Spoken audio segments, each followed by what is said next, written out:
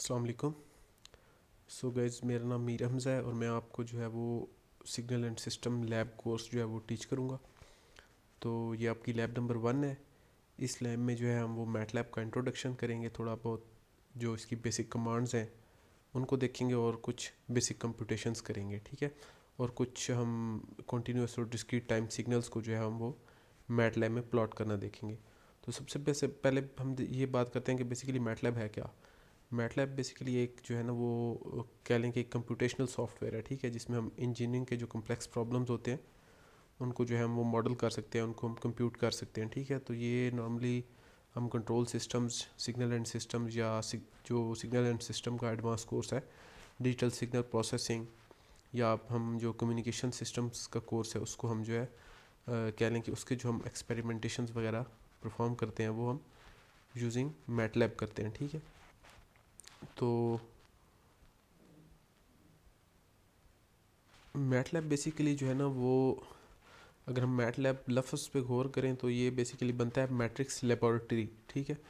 तो basically MATLAB में जितनी भी कंप्यूटेशंस होती हैं वो कह लें कि कोई भी हम वेक्टर जनरेट करते हैं या हम कोई भी जो है वो वेरिएबल क्रिएट करते हैं, वो एक मैट्रिक्स की फॉर्म में स्टोर होता है, ठीक है। तो इसलिए इसको जो है वो हम जो भी कंप्यूटेशंस होती हैं वो in the form of matrix होती है, मतलब मैट्रिक्स के ऊपर ऑपरेशंस होते हैं और वो कंप्यूटेशंस होती हैं, ठीक है। तो इसलिए इसको हम मैट्रिक्स लेबॉरेटरी कहते हैं, ठीक है।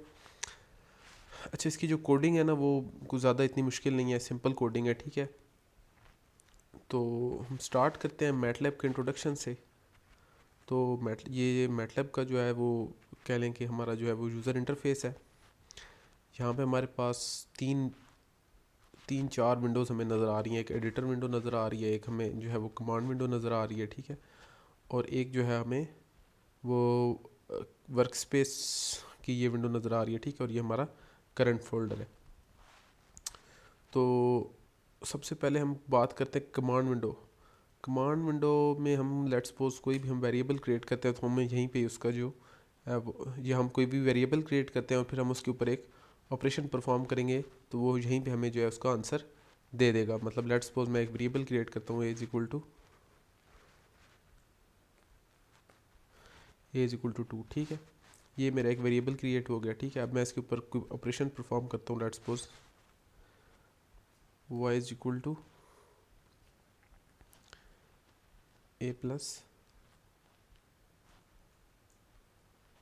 a+3, ठीक है।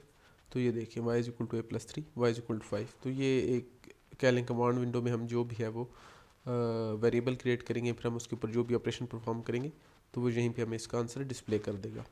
इसी तरह ये जो एडिटर विंडो है, यहाँ पे हम कोड लिखेंगे, ठीक है। फिर हम उस कोड को रन करेंगे, फिर उस कोड का जो भी आंसर होगा वो हमें इधर कमांड विंडो में जो कंप्यूटेड आंसर होगा, ठीक है, वो हमें इधर कमांड विंडो में नज़र आएगा। और जो वर्क स्पेस है बेसिकली यहाँ पे हमें जो भी हमारे वेरिएबल्स क्रिएट हो रहे हैं,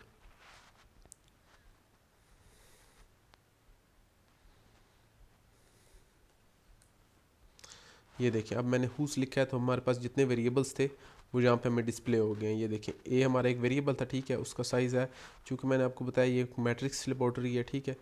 तो यहाँ पे जो भी वेरिएबल क्रिएट होगा वो in the form of matrix होगा, जो भी उसके ऊपर कंप्यूटेशन होगी वो यूजिंग मैट्रिक्स ऑपरेशंस होंगे, ठीक है। तो ये मैंने ए वेरिएबल क्रिएट किया था, ठीक है। तो ये एक 1x1 मैट्रिक्स की फॉर्म में शो हो रहा है, इसका साइज़ जो है वो 1x1 है, ठीक है। और ये इसका जो कह लें कि जो मेमोरी साइज़ है वो 8 बाइट्स है और इसकी जो टाइप है वो डबल है, ठीक है। तो ये कह लें हुस कमांड जो है हमारे पास जितने वेरिएबल्स हैं उन वो हमें हमने हमारे जो हमारे वेरिएबल्स क्रिएट हो चुके हैं वो हमें यहाँ पे बता देता है, उनका साइज़, उनकी मेमोरी साइज़ और उनका टाइप। तो ये सारी इन्फॉर्मेशन हमें इस कमांड से मिल सकती है। अच्छा, नेक्स्ट हम बात करते हैं कि हम अगर कोई वेक्टर क्रिएट करना चाहते हैं यूजिंग इसी मैटलैब में कोई वेक्टर क्रिएट करना चाहते हैं तो वो किस तरह क्रिएट करेंगे। तो उसके लिए हम क्या करेंगे, ठीक है। तो आपने सबसे पहले यहाँ पे लेट्स सपोज मैं वेक्टर क्रिएट करता हूँ z, ठीक है। z=1 3 5 और 6, ठीक है, तो ये मैंने एक रो वेक्टर क्रिएट किया, ठीक है। तो मैं एंटर करता हूँ तो ये देखिए मेरे पास एक रो वेक्टर क्रिएट हो गया, z इज इक्वल टू 1 3 5 और 6। CLC करेंगे तो हमारी कमांड विंडो क्लियर हो जाएगी, ठीक है। लेकिन हमारे जो वेरिएबल्स हैं वो सेव्ड हैं, ठीक है। तो मैं z लिखूँगा यहाँ पे, z का प्रेस कर इंटर करूँगा तो ये मेरे पास z वेरिएबल आ जाएगा जो मैंने अभी जनरेट किया था, यहाँ पे मुझे नज़र भी आ रहा है, ठीक है। अच्छा, ये हमारे पास एक कह लें कि मैंने एक रो वेक्टर जनरेट किया है। अच्छा, अब जो डिफरेंट मैथमेटिकल ऑपरेशंस हैं वो हम किस तरह परफॉर्म करते हैं मैटलैब में। तो लेट्स सपोज मैं इस z वेक्टर के ऊपर जो है ना वो कुछ मैथमेटिकल ऑपरेशंस करना चाहता हूँ, ठीक है। तो लेट्स सपोज मैं एक और रो वेक्टर बना लेता हूँ, z है एक, हमारे पास y आ जाएगा, y is equal to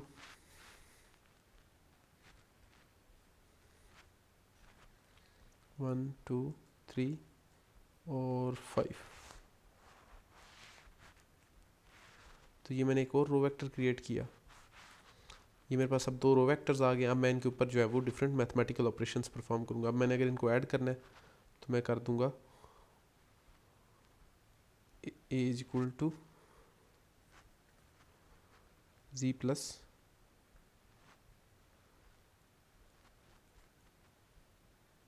y, ठीक है। तो ये ऐड हो गए एलिमेंट वाइज दोनों वेक्टर्स। इसी तरह हम डिफरेंस का भी ऑपरेशन परफॉर्म कर सकते हैं, डिवीजन का भी और मल्टीप्लिकेशन का भी। अच्छा, अगर हमने एक हमारे पास होता है डॉट ऑपरेटर, ठीक है। लेट्स सपोज मैं करता हूँ a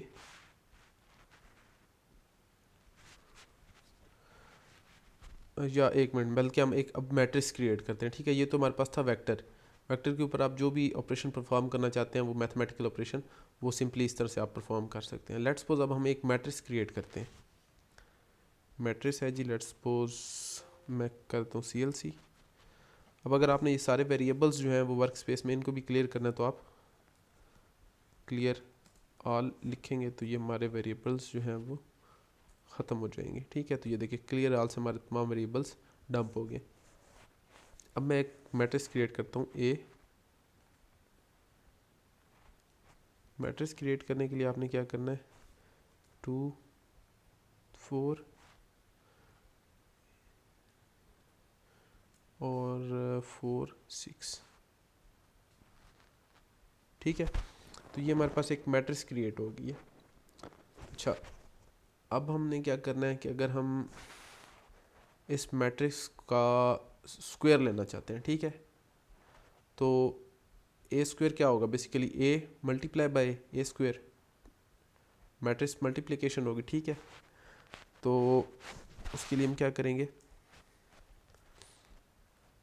a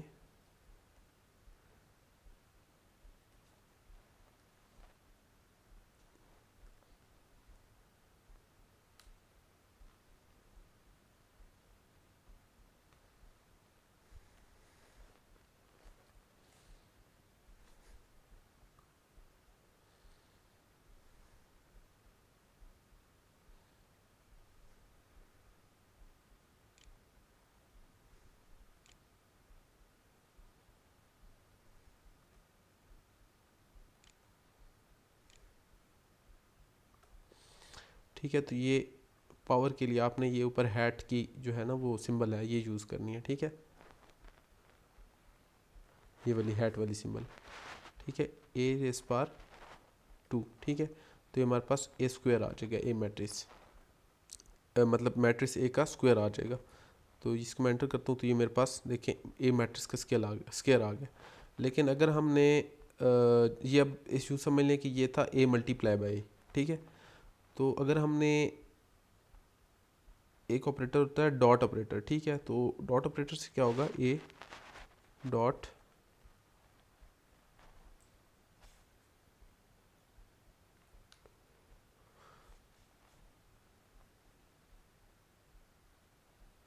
z is equal to a dot रेज़², ठीक है। तो अगर मैं ये कमांड लिखता हूँ तो ये देखें ये हर एक जो एलिमेंट है ना इसका स्क्वायर हो गया, ये मल्टीप्लिकेशन नहीं हुई बल्कि एलिमेंट वाइज ये ऑपरेशन परफॉर्म हो गया मैट्रिक्स के ऊपर। एलिमेंट वाइज अगर हमने मैट्रिक्स के ऊपर कोई भी ऑपरेशन परफॉर्म करना है तो हम डॉट का ऑपरेटर यूज़ करेंगे। डॉट क्या होता है? एलिमेंट वाइज, मतलब जैसे ये 2 एक एलिमेंट है, 4 एक एलिमेंट है, ठीक है। तो 2 का हमने अगर 2 के ऊपर हमने कोई ऑपरेशन परफॉर्म करना है तो हम ए डॉट डाल के फिर उसका स्केयर ले लेंगे, तो उसका स्केयर हो जाएगा एलिमेंट वाइज मैट्रिक्स का। इसी तरह जो सिंपल ऑपरेटर है ये रेस पार, इससे क्या होगा कि ये सिर्फ जो है वो ए स्क्वायर को कंप्यूट करेगा, और ए स्क्वायर बेसिकली क्या होता है? ए मल्टीप्लाई बाय ए। तो ये डॉट ऑपरेटर का डिफरेंस है, ठीक है। अच्छा, उसके बाद हम देखते हैं कुछ हमारे पास कमांड्स हैं, जैसे साइज़ की एक कमांड है, साइज़ जी, ठीक है। तो ये मैं करूँगा तो ये मेरे पास आ जाएगा, एक मिनट,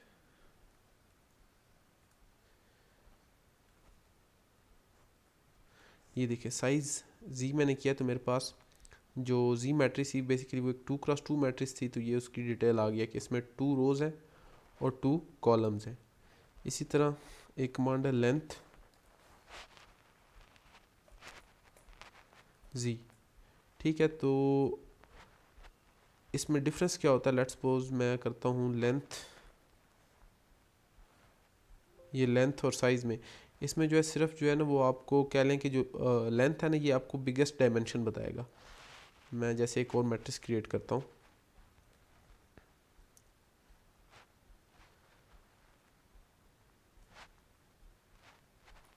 मैं यहाँ पे एक मैट्रिक्स क्रिएट कर रहा हूँ 3x2 की,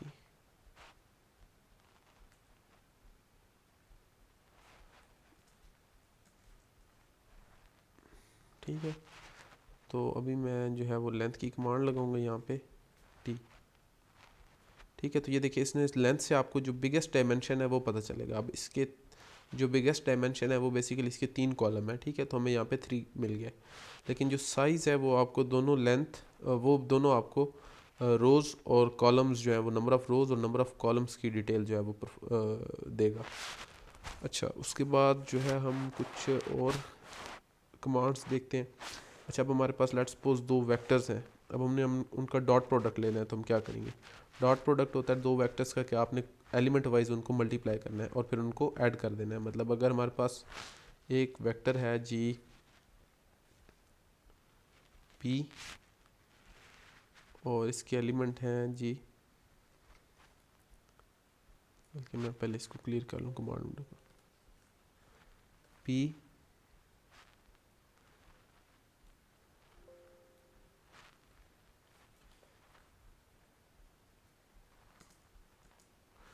एक वेक्टर है पी और एक हमारे पास वेक्टर है क्यू।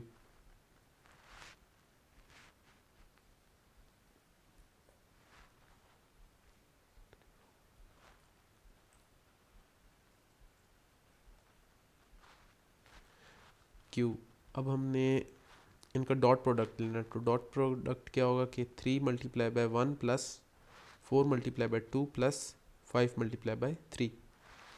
तो उसके लिए हमें एक कमांड होती है डॉट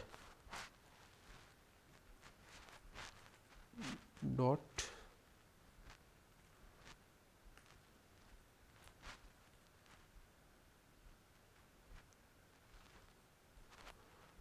पी क्यू।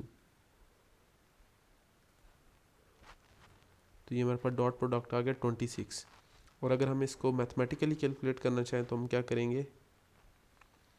सम सम सम की जो कमांड है, ये जो फंक्शन है ये बेसिकली क्या कंप्यूट करता है? ये सम जो है वो कह लेंगे ये सम, कोई भी हमने अगर समेशन का ऑपरेशन परफॉर्म करना है तो हम ये सम का जो है वो बिल्ट इन फंक्शन है, इसको हम यूज़ कर सकते हैं, जिस तरह ये डॉट एक बिल्ट इन फंक्शन है, ठीक है।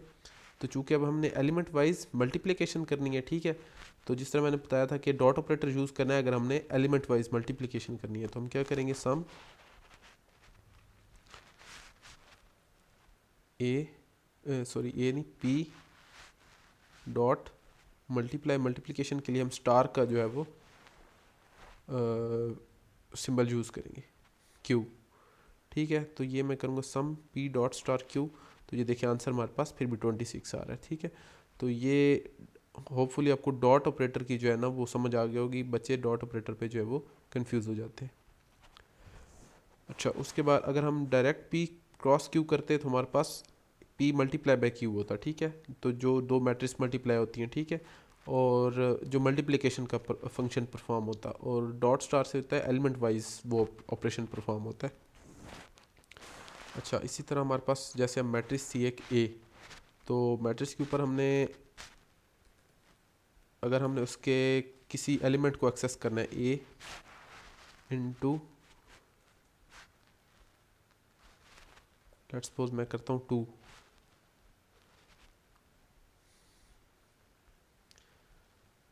सॉरी ए इंटू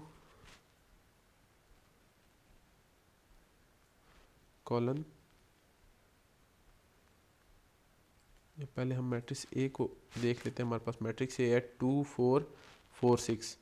अब हमने इस एलिमेंट को हमने जो है वो एक्सेस करना है। मैट्रिक्स ए के एलिमेंट जो है ये जो है हमारे पास सेकंड कॉलम है और फर्स्ट रो है, ठीक है। तो इस एलिमेंट को एक्सेस करने के लिए आपने क्या करना है,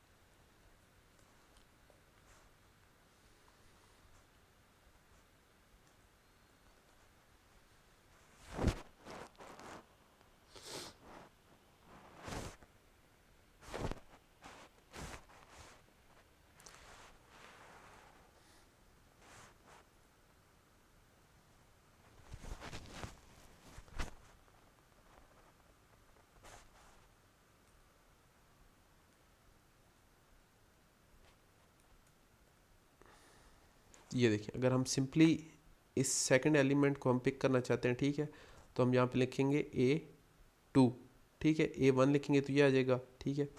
जैसे हमारे पास A1 लिखते हैं तो हमारे पास ये देखिए 2 आ गया, ठीक है। इसी तरह हम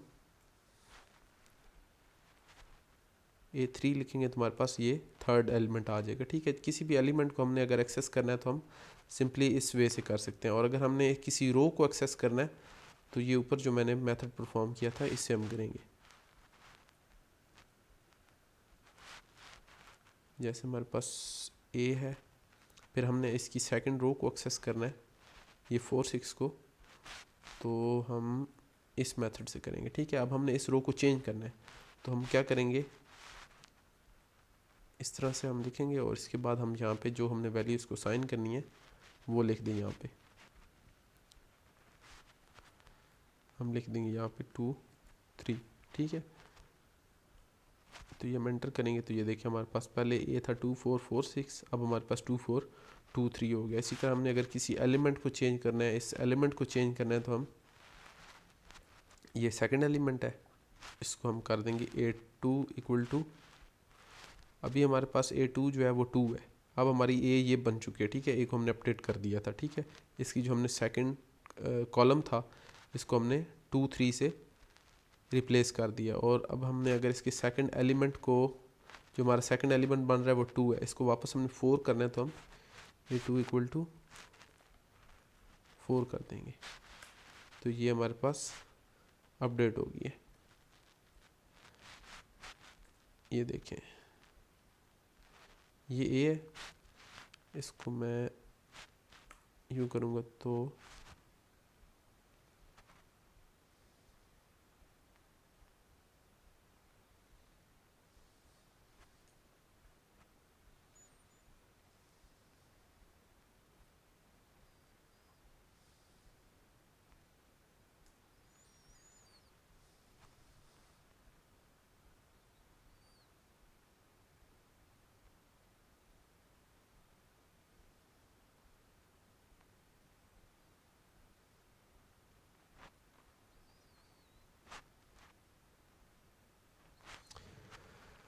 अब अगर हमने यहाँ पे थोड़ा सा इशू है कि ये A3,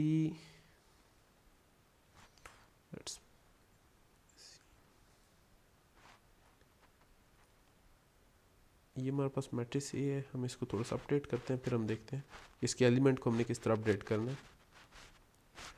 ठीक है, मैं मैट्रिक्स ए के लेट्स सपोज इस सेकंड एलिमेंट को जो है वो चेंज करना चाहता हूँ, तो मैं क्या करूँगा,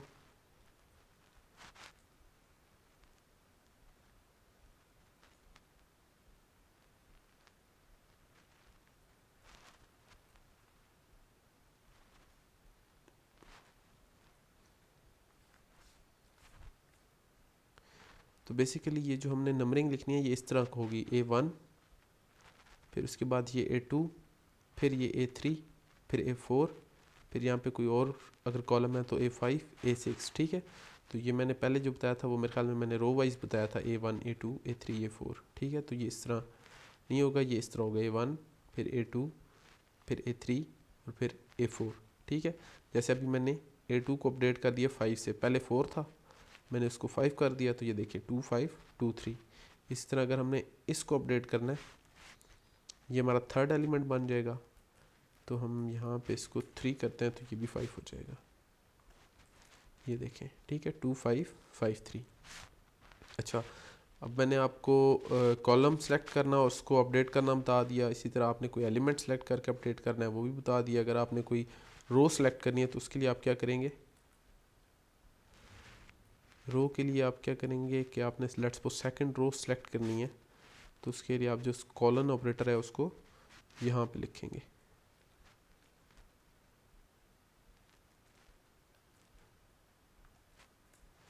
ये देखें, तो अब आपकी सेकंड रो सेलेक्ट हो जाएगी 5 3।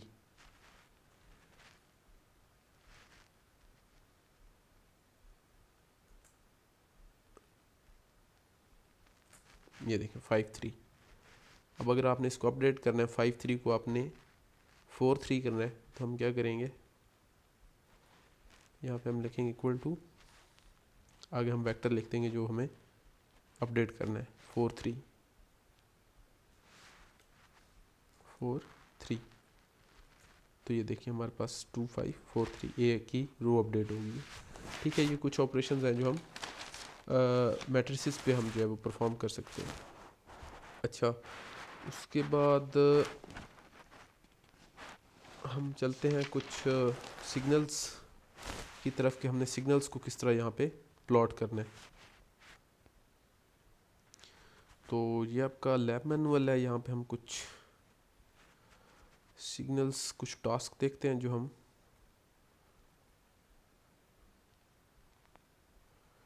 ठीक है, ये फर्स्ट टास्क है, इसको हम देखते हैं। इसमें एक सिग्नल जो है वो प्लॉट हुआ है।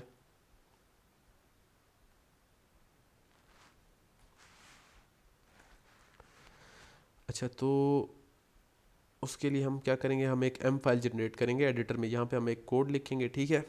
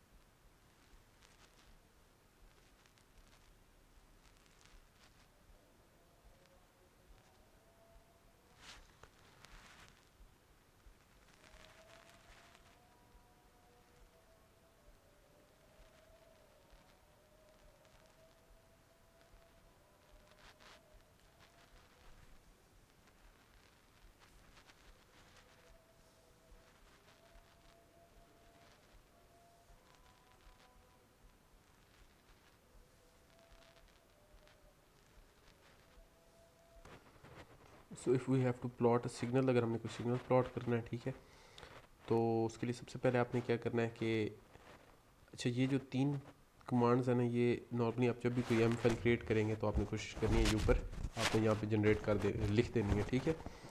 उसका फ़ायदा क्या होता है कि CLC से क्या होता है कि आपकी कमांड विंडो क्लियर हो जाएगी, तो जो आपके यहाँ पे रिज़ल्ट आएगा, जो फर्स्ट रिज़ल्ट होगा वही आपके प्रोग्राम का रिज़ल्ट होगा, ठीक है। उसके बाद आपने ये जो क्लोज ऑल है, ये क्या करता है, अगर आपकी लेट्स सपोज कोई फिगर्स ओपन है, प्रीवियसली आपने कोई प्रोग्राम रन किया तो आपकी उसकी फिगर्स या प्लॉट ओपन है, ठीक है, तो क्लोज ऑल से वो सारे प्लॉट या फिगर्स क्लोज हो जाएंगी।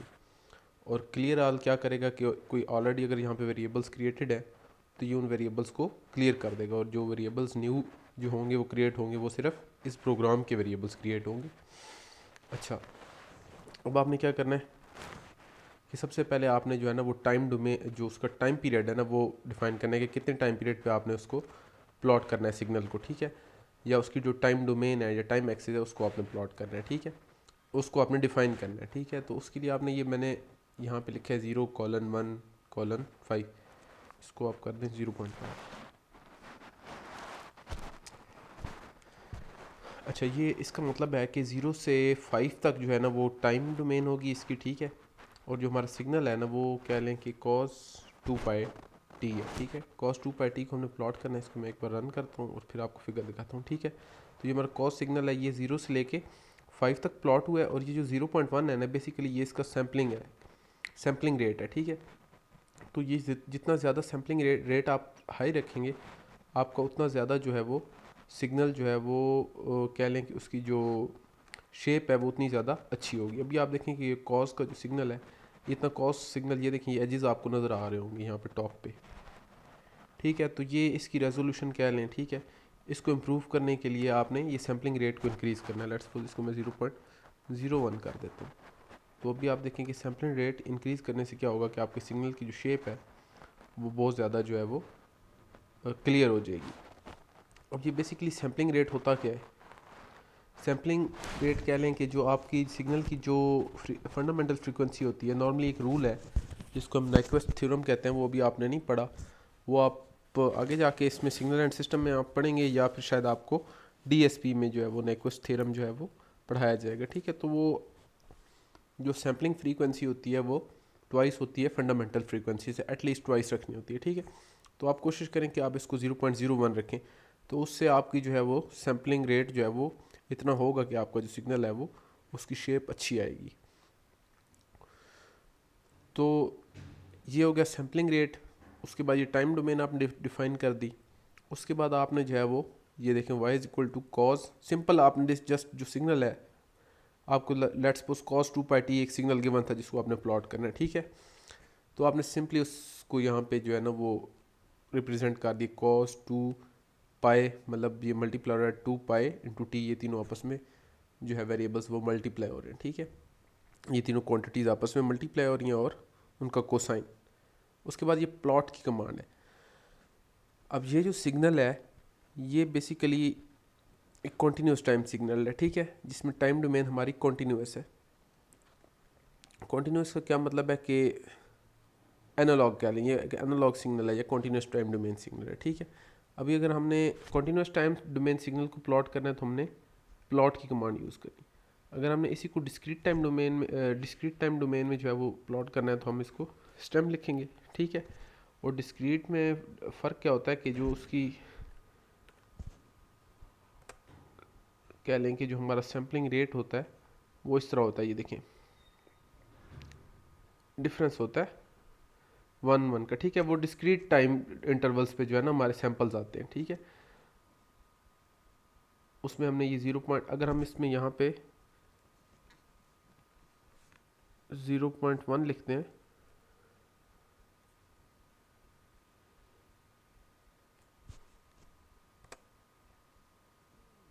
तो ये देखें ये एक डिस्क्रीट टाइम के ऊपर जो है ना वो हमारा एक सैंपल्स क्रिएट होंगे।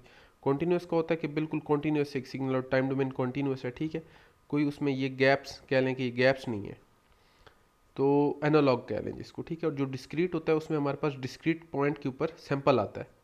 जैसे अभी कह लें कि ये 0 पे, ठीक है, एक सैंपल था, फिर उसके बाद 0.1 के डिफरेंस के बाद फिर एक सैंपल आया, फिर 0.1 के डिफरेंस के बाद जितनी हमने सैम्पलिंग रेट रखा है उसके बाद एक सैंपल आएगा, फिर 0.1 के डिफरेंस के बाद एक सैंपल आएगा। तो ये डिस्क्रीट और कंटिन्यूस टाइम सिग्नल प्लॉट करने का मेथड है कि आपने अगर डिस्क्रीट सिग्नल को प्लॉट करना है तो आप स्टेम यूज़ करेंगे, और अगर आपने कंटिन्यूस टाइम डोमेन सिग्नल को प्लॉट करना है तो आप प्लॉट की कमांड यूज़ करेंगे। ठीक हो गया।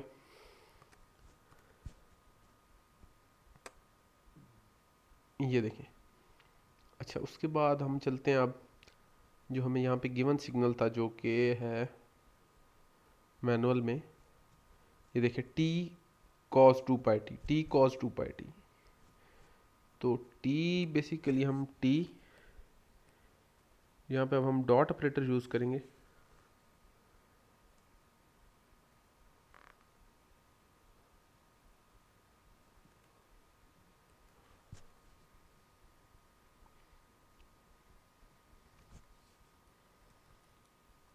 इसको हम 0 1 कर देते हैं और इसको अब हम रन कर लेते हैं।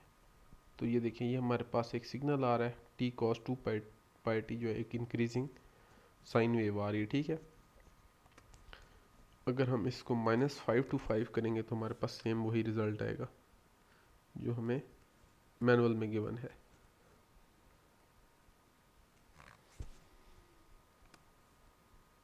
ये देखें।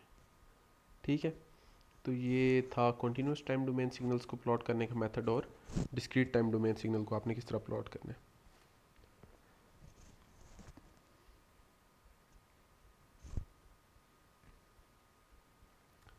अच्छा, उसके बाद हम कुछ और चीज़ें देखते हैं। लेट्स सपोज मेरे पास एक सिग्नल है,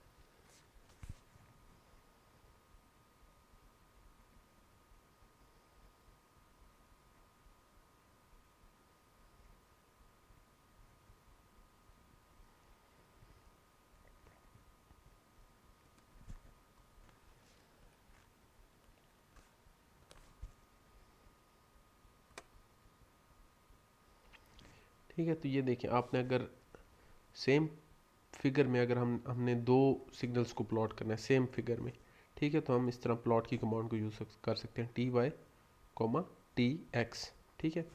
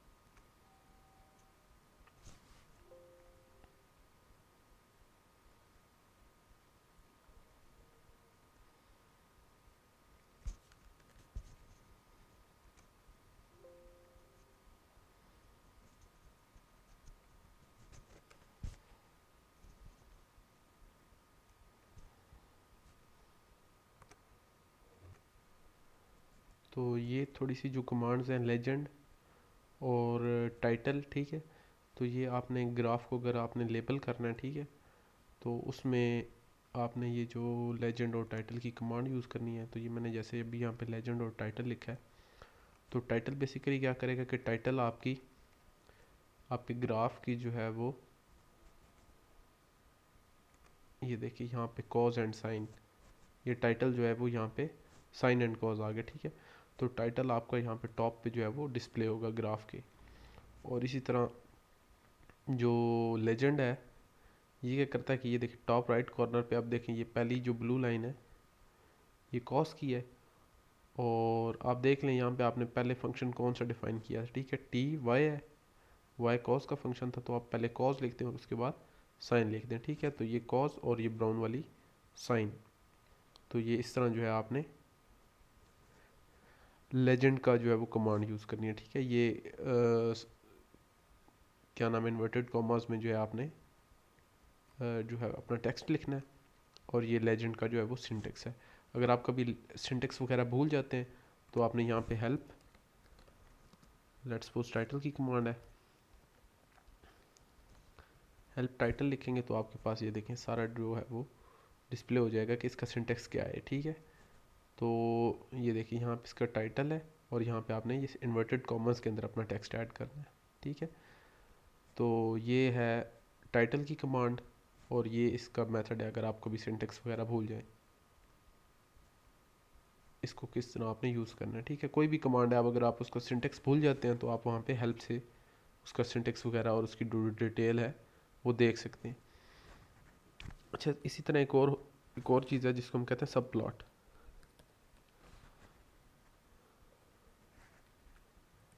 सब प्लॉट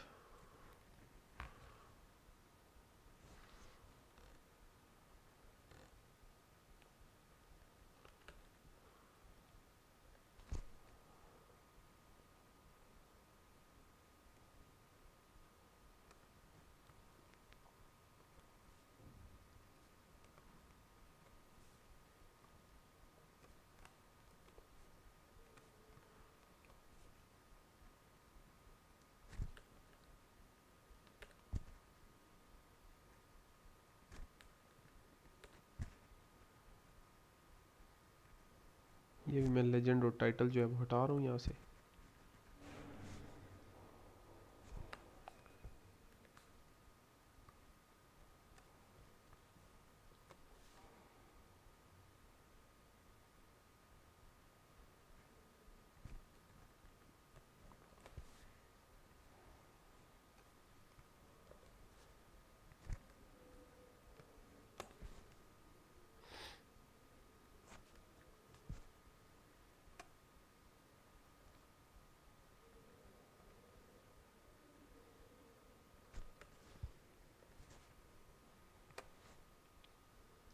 ठीक है, तो ये देखिए दो सेम फिगर में दो अलग अलग ग्राफ, अगर आप प्लॉट जो है वो जनरेट करना चाहते हैं तो आप सब प्लॉट की कमांड यूज़ करेंगे, ठीक है।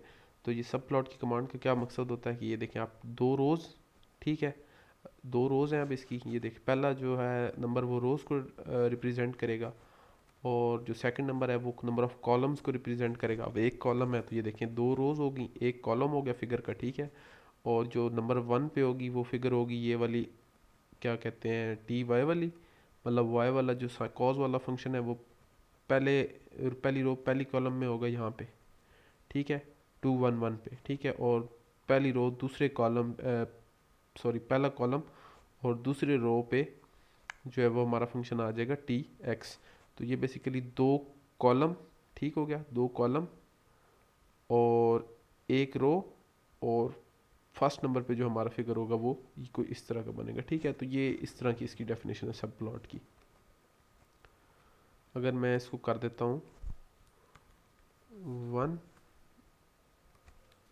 2 1 और इसको 1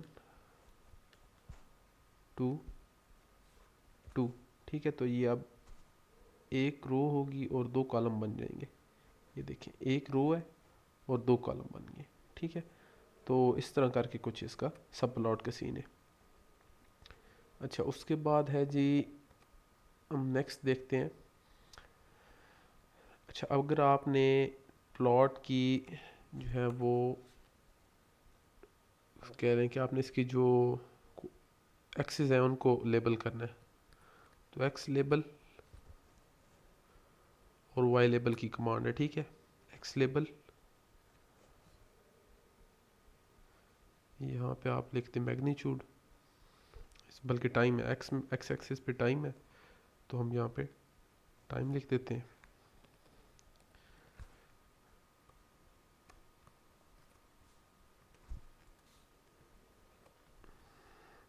वाई लेबल पे मैग्नीट्यूड है। तो अब हम इसको रन करते हैं।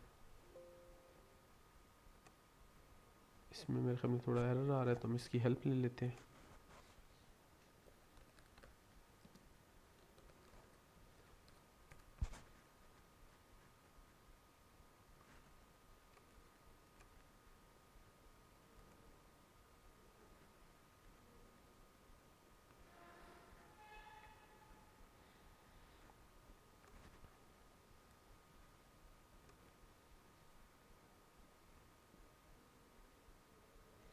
लेबल की स्पेलिंग है LABEL, ठीक है।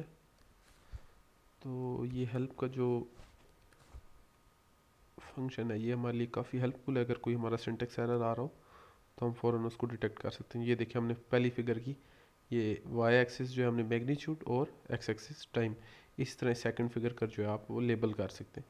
तो ये कुछ प्लॉट की जो डिफरेंट पैरामीटर्स हैं उनको किस तरह आपने सेट करना है और किस तरह आपने कॉन्टीन्यूस और डिस्क्रीट फंक्शन को प्लॉट करना है, तो वो मैंने आपको यहाँ पे समझा दिया है।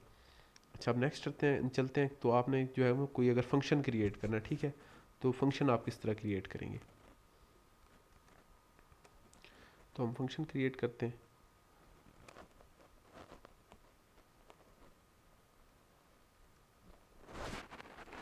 तो लेट्स सपोज आपने कोई फंक्शन जनरेट करना है, ठीक है। फंक्शन क्या होता है कि हम उसको पैरामीटर्स की वैल्यू पास करेंगे, तो वो हमारे लिए जो हमने उसको फंक्शन को जिस काम के लिए हमने उसको प्रोग्राम किया है, वो हमारा प्रोग्राम जो है वो उस फंक्शन जिस काम के लिए प्रोग्राम किया गया है उस काम को जो है वो परफॉर्म करेगा। तो लेट्स सपोज हमने एक यहाँ पे जो एग्जांपल है, यहाँ पे हम एक फंक्शन डिफाइन करते हैं जिसमें हमने सम और प्रोडक्ट का फंक्शन जो है वो परफॉर्म करवाना है, ठीक है। तो हम सबसे पहले क्या करेंगे कि हम एक कीवर्ड यूज़ करेंगे फंक्शन, ठीक है, फंक्शन।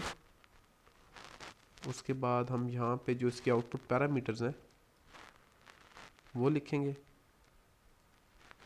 आउटपुट पैरामीटर्स जो हमें एक सम चाहिए, हमारा जो आंसर है हमें क्या चाहिए, हमें सम चाहिए और किसी भी कह लें 2 नंबर्स का हमें सम चाहिए और 2 नंबर्स का हमें प्रोडक्ट चाहिए। हमारा फंक्शन क्या करे कि 2 नंबर्स या वेक्टर्स का सम करके हमें दे या उनका प्रोडक्ट हमें दे, ठीक है। तो हमें जो आउटपुट पे 2 पैरामीटर्स चाहिए वो एक सम और एक प्रोडक्ट चाहिए, ठीक है।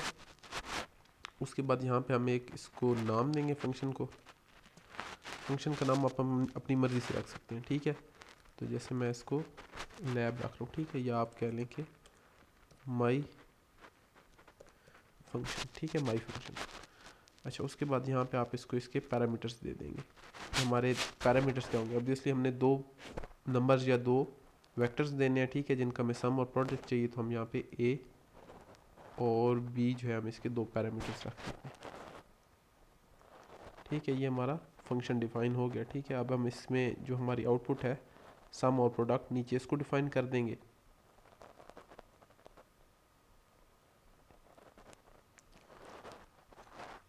ठीक है, तो सम इज इक्वल टू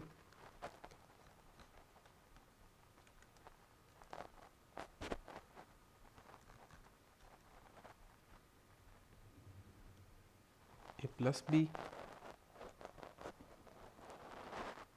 और प्रोडक्ट इज इक्वल टू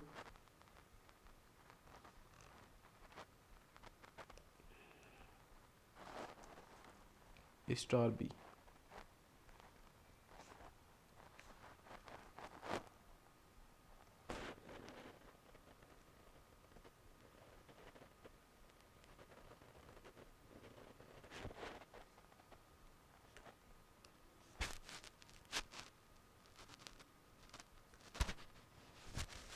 ठीक है। इसके बाद आपने इसको जो है वो एम फाइल को सेव कर देना है। लेट्स सपोज मैं यहाँ पे वो CLC वगैरह लिख लूँ।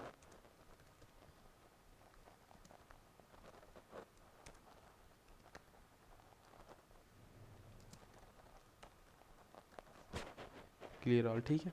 अब हम इस फंक्शन को जो है, इस कोड को हम सेव कर देंगे एम फाइल को। इसको हमने जो हमारा करंट फोल्डर है वहाँ पे हम सेव कर देंगे,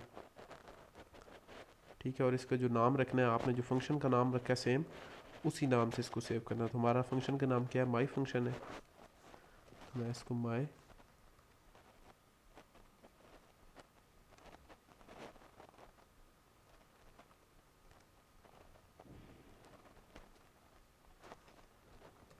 फंक्शन के नाम से ही सेव करूँगा। जो हमने यहाँ पे फंक्शन का नाम लिखा है माई फंक्शन, तो सेम उसी नाम से जो है हमने इसको सेव करना है।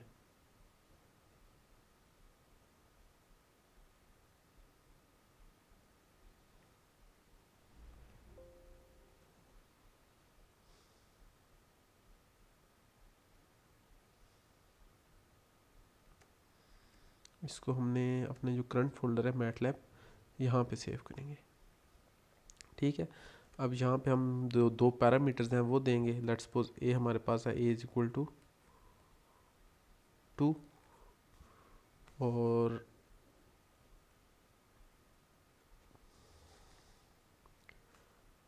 बी इज इक्वल टू कह लें कि 5, ठीक है। तो अब हम अपने फंक्शन को कॉल करेंगे। तो फंक्शन का नाम है जी माई फंक्शन और इसको हम अपने पैरामीटर्स पास कर देंगे ए कोमा बी, ठीक है। तो हम एंटर करेंगे।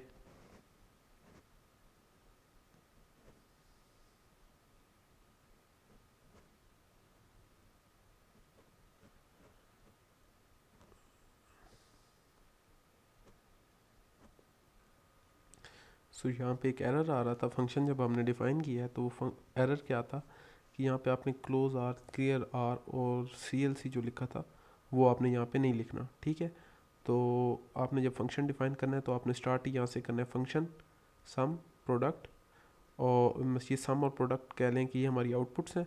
और उसके बाद आपने ये फंक्शन नेम माई, और ये आपने ऐसा नेम देना है जो कोई भी लेट्स सपोज जैसे सम जो है, सम एक बिल्ट इन फंक्शन भी है मैटलैब का, ठीक है। तो अगर हम यहाँ पे सम देंगे तो वो हमारे लिए गड़बड़ हो जाएगी। तो आपने यहाँ पे जो नेम देना है वो कोई डिफरेंट सा नेम देना है, ठीक है। कोई ऐसा नेम जो मैटलैब का फंक्शन ना हो, जैसे मैंने माई दिया, ठीक है। तो उसके बाद आपने इसको सेव करना है, ठीक है। और उसके बाद आपने इसको फंक्शन को कॉल किस तरह करना है कि आपने एक दो वेरिएबल्स पहले क्रिएट करने हैं। जैसे हैं जी, ए हमारे पास 2 आ गया था, बी हमारे पास आ जाएगा 5, ठीक है।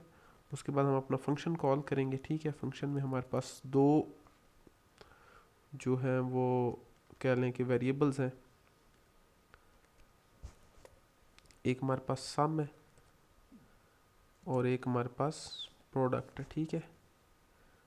इसको हम जब एंटर करेंगे तो हमारे पास आ जाएगा सम इक्वल टू 7 और प्रोडक्ट इक्वल टू 10। 5 2 ज़ा 10 और 5 + 2 7। तो ये सम हमारे पास 7 आ गया और प्रोडक्ट हमारे पास 10 आ गया। तो ये हमारा, अगर हमने कोई भी फंक्शन डिफाइन करना है तो वो इस मेथड से डिफाइन करना है, ठीक है। अगर लेट्स सपोज मैं इस फंक्शन में थोड़ी सी एडिशन कर देता हूँ, यहाँ पे मैं कह देता हूँ +b+c करना है, आप c कर दें, ठीक है। और यहाँ पे एक हम और वेरिएबल पास कर देंगे Shift+C, ठीक है। और यहाँ पे कह लें कि हम इसको *c कर देते हैं,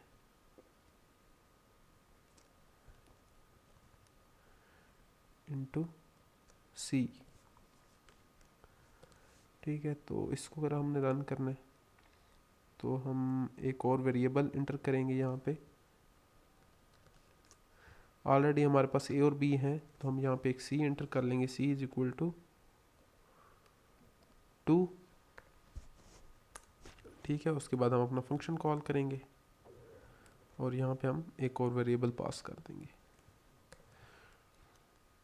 ठीक है, तो सम हमारे पास आ जाएगा 5 + 2 7 + 2 9 और मल्टीप्लाई करेंगे तो हमारे पास 10 × 2 20 आ जाएगा। ठीक है, तो ये हमारे पास फंक्शन जो डेफिनेशन है वो होगी। अच्छा, अब उसके बाद हम देखते हैं कि अगर हमने कोई पीस वाइज फंक्शन जो है उसको किस तरह प्लॉट करना है मैटलैब में। पीस वाइज फंक्शन क्या होता है वो मैं आपको दिखा देता हूँ। ठीक है, पीस वाइज फंक्शन जो है वो कुछ इस तरह होता है।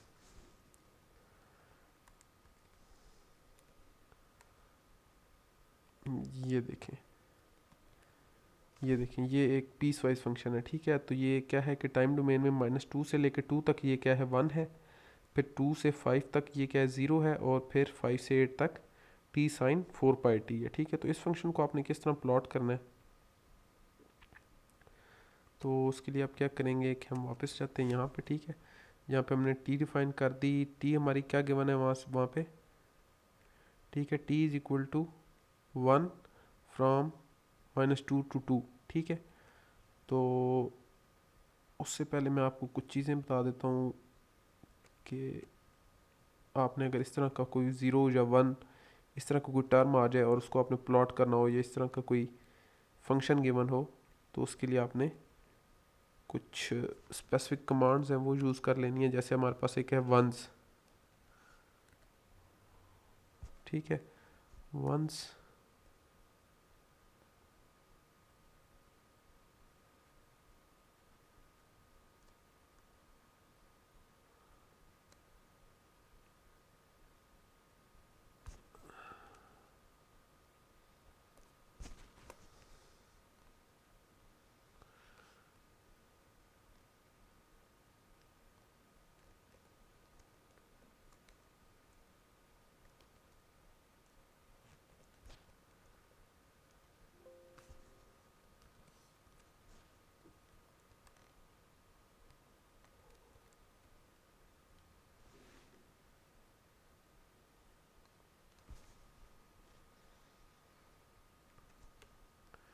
या लेट्स सपोज मैं एक टी डिफाइन करता हूँ। ठीक है,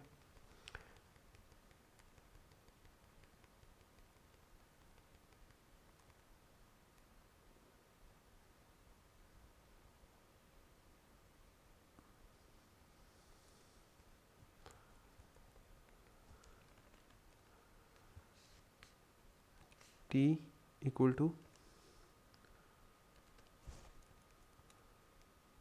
1 to 5।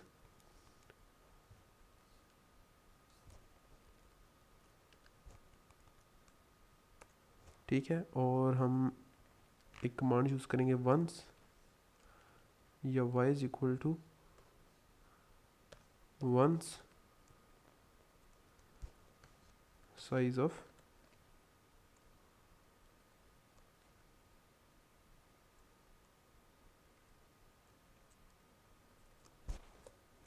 t। ठीक है, तो इसको हम रन करेंगे तो ये देखें हमारी जो टाइम डोमेन थी वो थी 1 to 5। ठीक है, और उसके ऊपर हमने जो है वो वंस को प्लॉट कर दिया, मतलब कि y बेसिकली क्या है 1 1 1 1 1। ठीक है, 1 to 5 1 1 1 1 1 कह लें कि ये एक कोई कह लें कि ये एक डिस्क्रीट टाइम सिग्नल है। ठीक है, इसको मैं प्लॉट करता हूँ, प्लॉट t, y।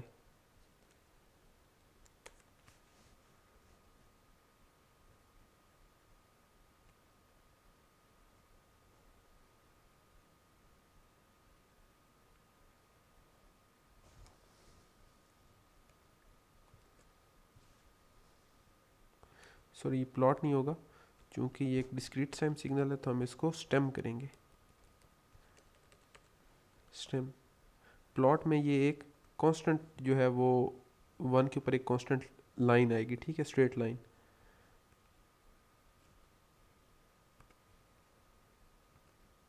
जैसे ये देखें, अब ये देखें 1 पे एक सैंपल है 1 तक, 0 से 1 1 जिसका मैग्नीट्यूड 1 है। इसी तरह 2 पे एक सैंपल है, 3 पे एक सैंपल है, 4 पे। अगर हम इसको प्लॉट करते हैं तो हमारे पास कांस्टेंट एक लाइन स्ट्रेट लाइन आएगी, ये देखें 1 के ऊपर। ठीक है, तो ये वंस की कमांड है। ठीक है, इसी तरह अगर मैं लिखता हूँ ज़ीरोस,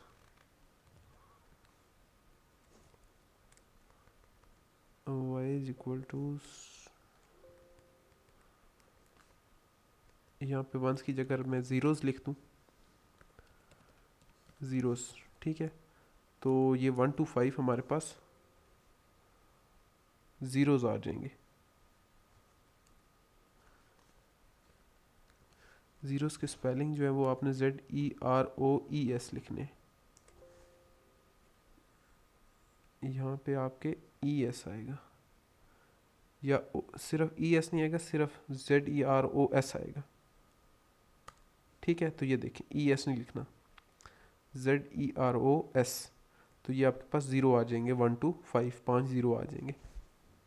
तो ये वंस और ज़ीरोज़ की दो कमांड्स हैं, ठीक है। अब हम पीस वाइज फंक्शन को प्लॉट करते हैं, ये दो वंस और ज़ीरोज़ जहाँ पे हम यूज़ करेंगे। तो हम अपना पहला इंटरवल देखते हैं, वो है -2 से 2 तक हमारे पास क्या है 1। टाइम डोमेन हमारी क्या है -2 से 2, तो t1 हम यहाँ पे लिख लेते हैं, t1 is equal to -2 to 2, ठीक है। चूँकि ये हमने एक कॉन्टीन्यूस टाइम सिग्नल प्लॉट करना, ठीक है, तो हम यहाँ पे इसकी सैम्पलिंग 0.01 लिखेंगे, ठीक है। उसके बाद हमारे पास आ जाएगा y1 हमारे पास आ जाएगा y1 इज इक्वल टू, अब -2 से 2 तक हमारे पास क्या है 1 है, तो हम वंस साइज ऑफ t1 लिख देंगे, वंस साइज t1, ठीक हो गया। इसके बाद हम क्या करेंगे, सेकंड टाइम इंटरवल हमारे पास क्या है,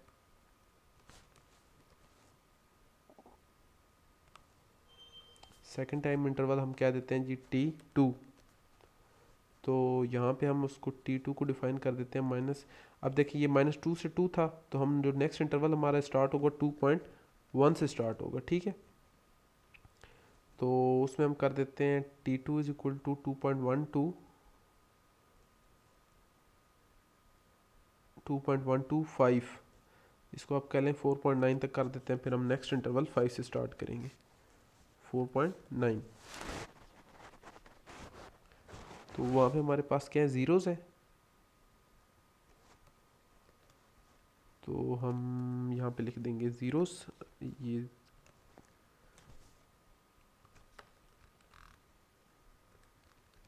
ज़ीरोज़ साइज ऑफ t2,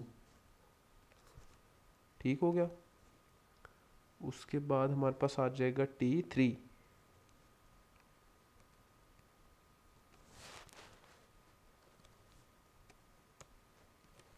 ठीक है। t3 हमारा है 5 से,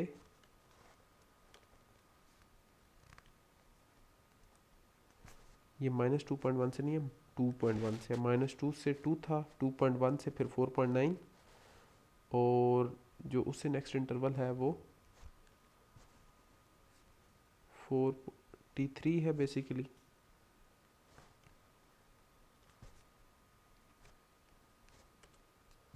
ठीक है। ये t3 है, t3 हमारा है 5 से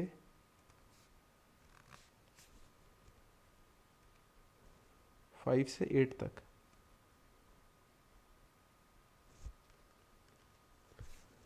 5 से 8 तक, ठीक है। तो वो हमारे पास आ जाएगा, ये y2 है और वो y3 आ जाएगा हमारे पास, y1 y2 और y3 जो है हमारे पास आ जाएगा y3 इक्वल टू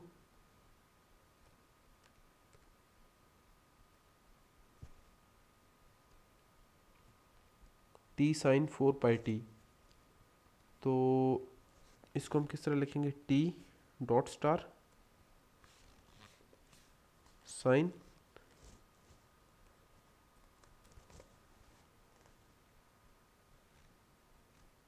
4, अब t बेसिकली यहाँ पे t3 है, ठीक है, t3 साइन 4πt, पाए और टी हमारे पास है T3। ठीक है, तो ये हमारा y3 भी डिफाइन हो गया।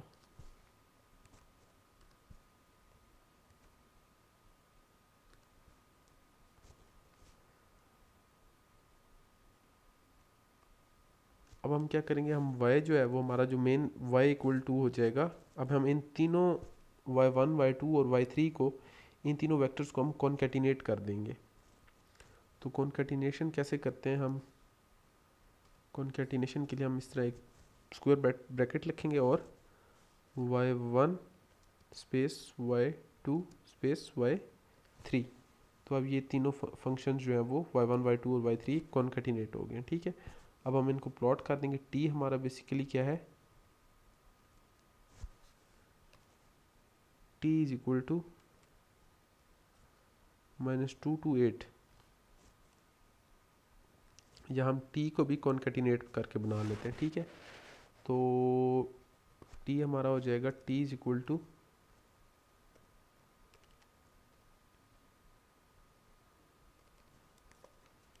T1 T2 और T3। ये तीनों वेक्टर्स कॉन्केटिनेट हो गए t के भी। ठीक है, तो ये अब हम इसको प्लॉट कर देते हैं।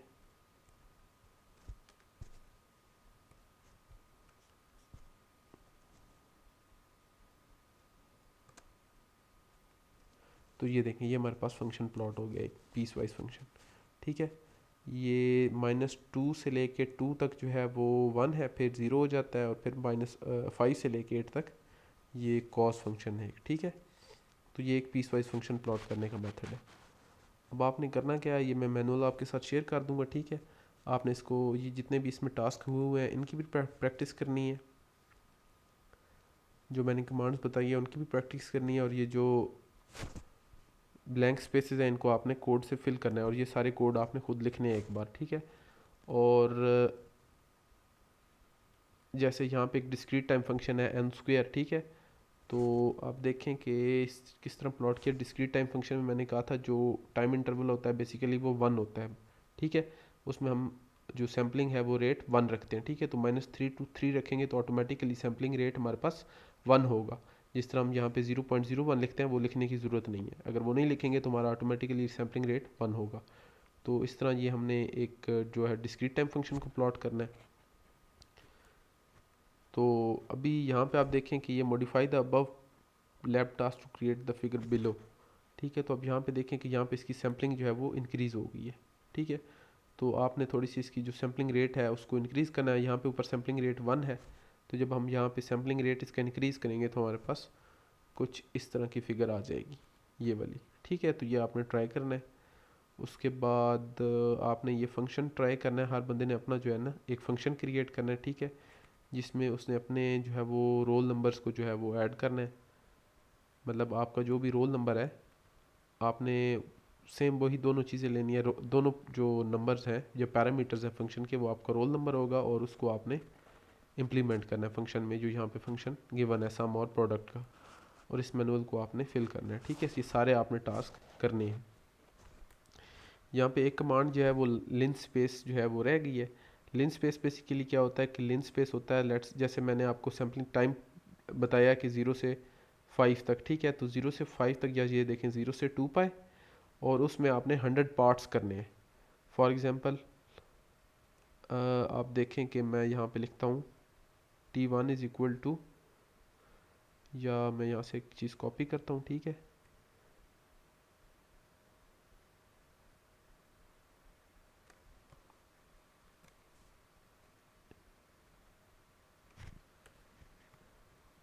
ठीक है, यहाँ पे मैंने एक चीज़ कॉपी की। यहाँ पे हमारे पास जो है वो कॉस कह देते हैं, इसको हम कोसाइन फंक्शन ले लेते हैं। और मैंने कॉस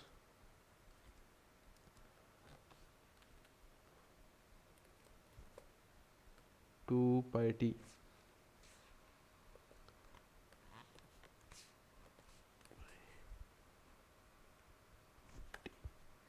टी को हम लिन स्पेस के फंक्शन जो है वो डिफाइन कर लेते हैं, लिन स्पेस।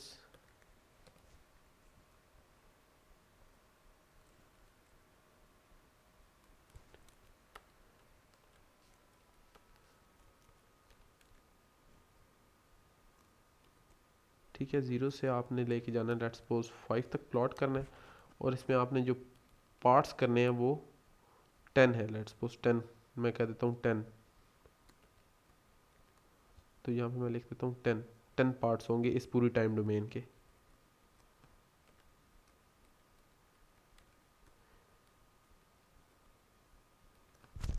ठीक है, 0 से 5 तक प्लॉट होगा, प्लॉट हमारा जो है वो, और उसमें 10 पार्ट्स होंगे। ठीक है,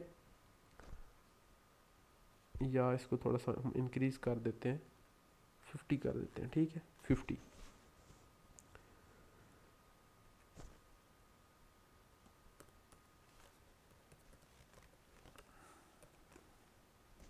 प्लॉट t, y1। ठीक है, इसको हम रन करेंगे तो हमारे पास आ जाएगा,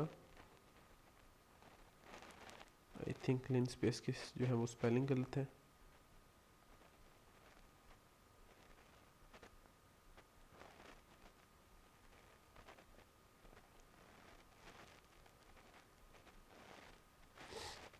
इसमें जो है कॉलन नहीं आता, यहाँ पे आपने कॉमा डालना है। ठीक है, तो ये देखिए, अब ये 0 से 5 तक 50 पार्ट्स में उसने टाइम डोमेन को डिवाइड किया। ठीक है, और उसके हिसाब से इसने इसको कर दिया। अगर मैं इसको लेट्स सपोज 50 नहीं, मैं इसको 5 करता हूँ, 5 में आपको ज़्यादा क्लियर हो जाएगा। 5 पार्ट्स, ठीक है, 0 से 5 तक टाइम डोमेन के 5 पार्ट्स करने, तो इसका मतलब है हर एक 0 पे एक सैंपल आएगा, एक 1 पे सैंपल आएगा, एक 2 पे सैंपल आएगा। तो इसको मैं स्टेम कर देता हूँ, स्टेम। ठीक है, तो ये देखें, ये एक 0 पे सैंपल आया, ये देखिए यहाँ पे, फिर एक 1 पे सैंपल आया, ये फिर एक 5 पार्ट्स करने थे ना, तो उसमें ये देखें 0 से ये एक 1, फिर ये 2, फिर ये 3, फिर ये 4, और फिर ये एक 5 पे सैंपल। तो 5 सैंपल उसने इक्वल स्पेस के साथ किए हैं। ठीक है, ये ऑलमोस्ट उसने 1.25 पे एक सैंपल लिया, फिर 2.5 पे, 0 से 1.25, फिर 2.5, फिर 1.25 फिर ऐड किया 2.5 में। ठीक है, तो ये 3.75 और फिर 5, 1.25 को उसने 1.25 का उसने जो है वो एक इंटरवल लिया। ठीक है, डिफरेंस लिया, और उसके बाद उसने एक एग्जाम्पल लिया। तो ये लिन स्पेस का जो है वो इनके फंक्शन है। ठीक है, तो ये थी आपकी लैब नंबर 1। तो होपफुली आप इसको जो है वो, होपफुली आपको समझ आ जाएगी। अगर आपको क्यूरी हो तो मैं व्हाट्सएप का ग्रुप ही बना दूंगा, और एक जो है वो हम जो इस वीक हमारी लैब मिस होगी, हम उसको एक जो है वो क्यूरी सेशन जो है वो सैटरडे या संडे को हम रख लेंगे। तो उसमें आपकी सारी क्यूरीज भी जो है वो उनको भी जो है हम जो है वो डिस्कस कर लेंगे। Thank you.